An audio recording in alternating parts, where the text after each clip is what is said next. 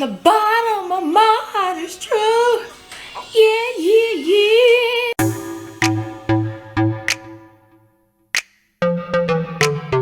Hi guys.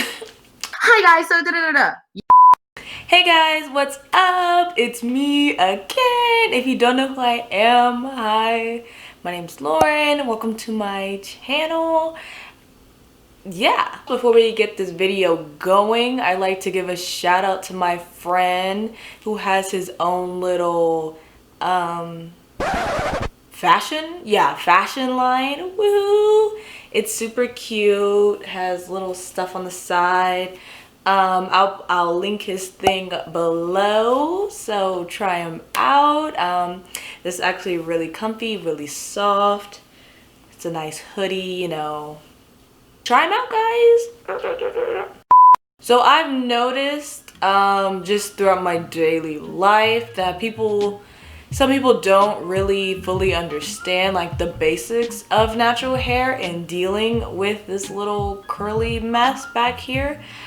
So here's like a little crash course session, you know, just to get all the questions answered, blah blah blah.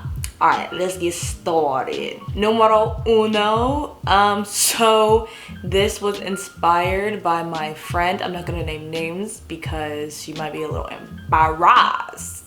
This might be a little embarrassing for her. are you not embarrassed? This is really embarrassing. But before you style, brush, comb, detangle, blah blah blah, you must wet your hair. I don't care if it's damp, I don't care if it's soaking wet, but do not let it be dry. Doing anything on dry natural hair will cause breakage, for once, will waste your time because you're not doing what's got to be done. And what's number three? Let's go back to breakage because we don't want that.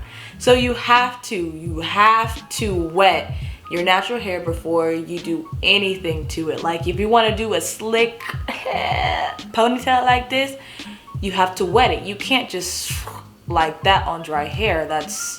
Your hair's gonna break. Your hair is easier to work with when it's wet. So just style your hair when it's damp, moist, soaking wet. I don't care. Don't let it be dry. Don't let it be drier than Arizona. All right. Numero dos. This was also inspired by my friend who shall not be named, but do not use heat if you're transitioning. Please do not touch a blow dryer.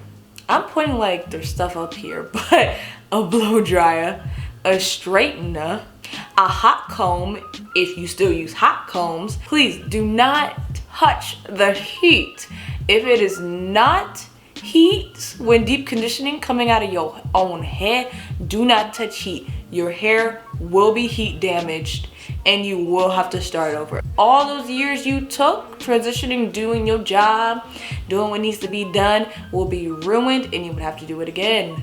Do not do that. Do not touch the heat. Numero tres. On wash days, you don't have to strip your hair so it's squeaky clean. You just don't have to do that. You can co-wash.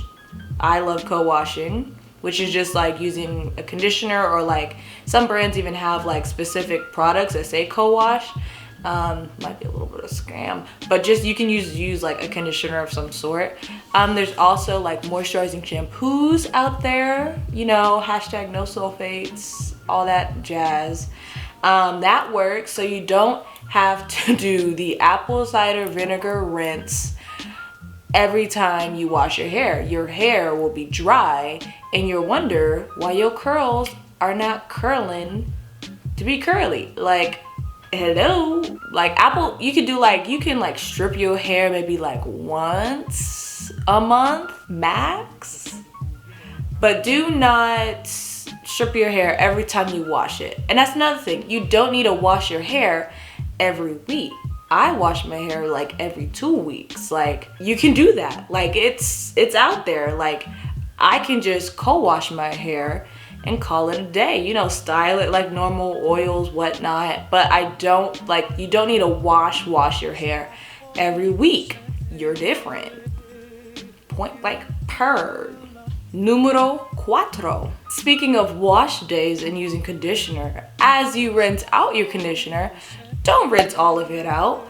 You put all that moisture in for what? Like, you only have to rinse out like 80%. Like, that extra 20% moisture does a whole lot for your wash week. So you don't need to wash out all your conditioner. Like, it's pointless. So you can rinse out like 80-90%, but at least keep like a little bit of conditioner in your hair to add that extra moisture. Numero cinco, last but not least, please find products for your hair type / porosity. Yeah, you can like follow these YouTubers, follow these influencers, and you think you have the same curl type as them, but porosity changes the whole game. Like, me and you could have the same hair type. Since I have low porosity, if I get moisture in my hair, it will last me. But if you have high porosity, your moisture in and out like that. Like, so that's what makes the difference between my curl type and your curl type. We can have the same hair type but different porosity. So please find products for your curl type and porosity. If you don't know what porosity is, I made a video. If not, I'll make another one. But basically, porosity is just how your hair absorbs moisture. So like, low porosity, it's hard for the moisture to be absorbed, but once it's there, it's sticking like a wedding ring. I don't know. Medium porosity is like, your hair's normal, it can absorb, it can retain, but also loses. So like, it's the like ideal porosity of some sort. And in high porosity, moisture goes in and out like, I don't know, Mulatto in that song. I don't know. But your hair can get moisture, but it loses it in like a couple hours. So that's like a quick rundown on porosity. If you want me to do a video about it, I'll be more than happy to do a video about it. I love talking about natural hair. Porosity changes like the entire game for your hair. So please study up on your porosity and choose the products that work for your hair. Yay! So that was my quick little crash course on natural hair. So if you like this video, give it a thumbs up. Also, don't forget to check out my boy Ivan's little cam clothing collection. It's linked below. And I'll see y'all in the next video.